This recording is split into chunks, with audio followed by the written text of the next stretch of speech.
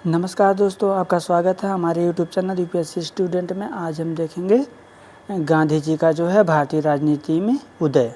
तो गांधी जी जो है भारतीय राजनीति में कब पूर्ण रूप से समर्पित हुए, तो इसके बारे में हम जानेंगे। तो गांधी जी जो है, आइए हम विस्तार से स्टार्ट करते हैं। गांधी जी के जो प्रमुख आंदोलन उसके बारे में भी हम चर्चा करेंगे। अगर आप हमारे चैनल पर नए हैं तो चैनल को सब्सक्राइब कर लीजिए, वीडियो को लाइक कर दीजिएगा अगर वीडियो अच्छा लगेगा। तो आइए हम लोग देखते हैं गांधी जी के बारे में। पहले गांधी जी जो है 9 जनवरी 1915 को जो है भारतीय राजनीति में सक्रिय हुए।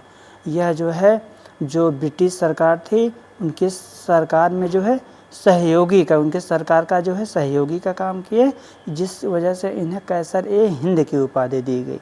तो इसमें हम देखेंगे भारत के में जो है आगमन हुआ गांधी जी का। तो उस पर गांधी जी ने ब्रिटिश सरकार के साथ सहयोग की नीति अपनाई। उन्होंने भारत में जो है भारतीय सेना को जो है सेना को जो है शामिल किया,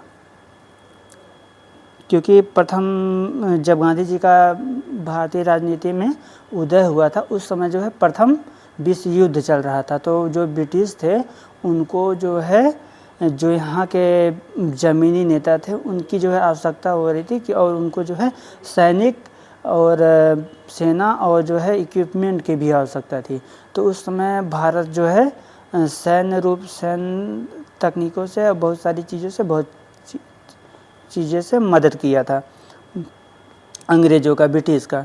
तो हम देखेंगे इसमें प्रथम विश्व युद्ध चल रहा था। गांधी जी जो है ब्रिटिश सरकार के साथ जो सहयोग की नीति अपनाई, उन्होंने भारतीय से सेना में जो भारतीय थे उनको सेना में शामिल होने के लिए जो है कहा, जिससे जो है बहुत लोग भारतीय सेना में शामिल हुए।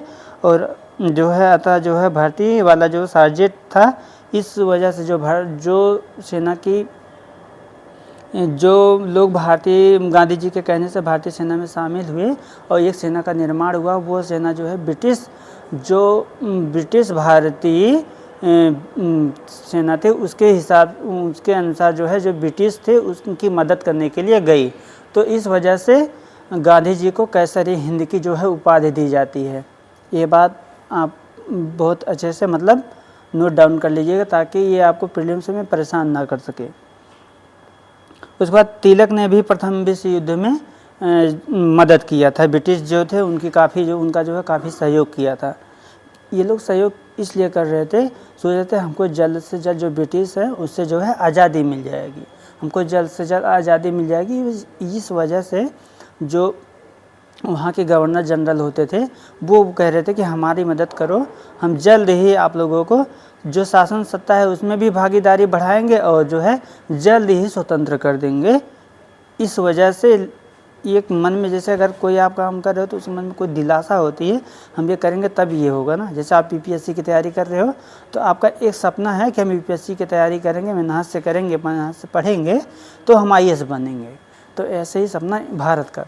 तो सबसे पहले गांधी जी को भारतीय राजनीति में प्रसिद्ध हुए जो है 1917 से 1918 के चंपारण सत्याग्रह में जो है गांधी का जो प्रमुख सत्याग्रह उसमें चंपारण खेड़ा अहमदाबाद का जो सत्याग्रह है वो बहुत फेमस सत्याग्रह है। तो उसमें जो है गांधी जी बहुत ही ज़्यादा निर्णायक भूमिका निभाए थे, जिससे वहाँ के जो किसान थे चंपारण के, उनको जैसे कि उसमें क्या होता था चंपारण सत्याग्रह के बारे में अभी हम आपको बताएंगे आगे में। तो आंदोलन में जो है गांधी जी भाग लिए। उसके बाद हम देखेंगे चंपारण सत्याग्रह। चंपारण सत्याग्रह क्या था? चंपारण सत्याग्रह में जो है जो मजदूर थे, वहाँ के जो किसान थे, उनको जो है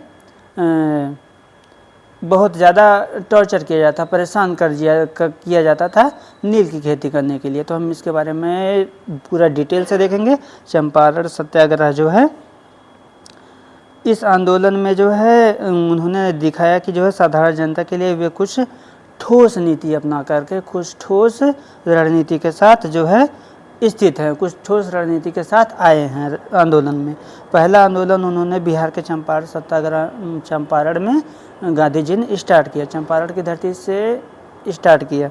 उसके बाद जो है राजकुमार शुक्ल के आमंत्रण पर गांधी जी वहाँ गए थे। जो राजकुमार शुक्ल थे वहाँ के जन स्थानीय नेता, उन्होंने जो है आह्वान किया था गांधी जी से कि आप हमारे यहाँ आइए और जो लोग किसान हैं उनकी मदद करिए, उनको जो है उनका हक दिलवाइए। तो गांधी जी गए थे, उन्होंने जो है वहाँ 3 कठिया पद्धति का विरोध किया। 3 कठिया पद्धति आप नहीं समझते होंगे। 3 कठिया मतलब जैसे कि आपके यहाँ जैसे 20 आप सोचिए 3 कट्ठा मतलब 20 कट्ठा ज़मीन, किसी किसी के पास 20 कठिया कहीं चलता है, कहीं 20 बीघा चलता है कहीं, और जैसे 1 बीघा बराबर 20 बिस्सा, 20 बिस्सा में तो 20 बिस्सा हुआ, तो जैसे एक 20 बीघा हुआ ज़मीन, तो 3 बीघा आपको नील की खेती कंपलसरी थी, आपको नील की खेती करनी ही करनी है। तो इसी का किसान जो है वो विरोध करते थे कि अगर हमको खाने को नहीं हो रहा है और हम जबरन नील की खेती क्यों करें, तब उससे जो खेत की उपज है वो भी कम होती थी और जो उपजाऊ भूमि है वो भी भूमि का जो है ह्रास हो जाता था, भूमि में पैदावार कम होती थी, ये भी चीज़ें होती थी ना। तो इस वजह से जो है, और उनको कर भी चाहिए, और जो नील होती थी वो सस्ते दामों पे जो अंग्रेज थे वो खरीद लेते थे। उसके बाद जो है ये सब प्रॉब्लम आने लगता था। तो इसी वजह से जो गांधी जी थे उन्होंने, उनके जो किसान थे वहाँ के जो प्रदर्शन कर रहे थे कि हमको हमारा हक चाहिए, तो जो ब्रिटिश थे वो दे नहीं रहे थे। क्योंकि जैसे कि आपके पास खेत तो 1 ही एकड़ का है, लेकिन आपको उसमें से मान लो खेत 1 बीघा है तो उसमें 3 बिस्सा जो है नील की खेती, अब वो करोगे और वो यहाँ पे कोई ख़रीदेगा नहीं, वो तो सीधे ब्रिटिश जो है औने पौने दाम में ख़रीद करके वो विदेश ले जाते थे, अपने यहाँ कच्चा माल के तौर पे ले जाते थे, वहाँ से फिर वो नील की खेती से नील बनाते थे, नील से नील बनाते थे, तो वो सारी चीज़ें करते थे।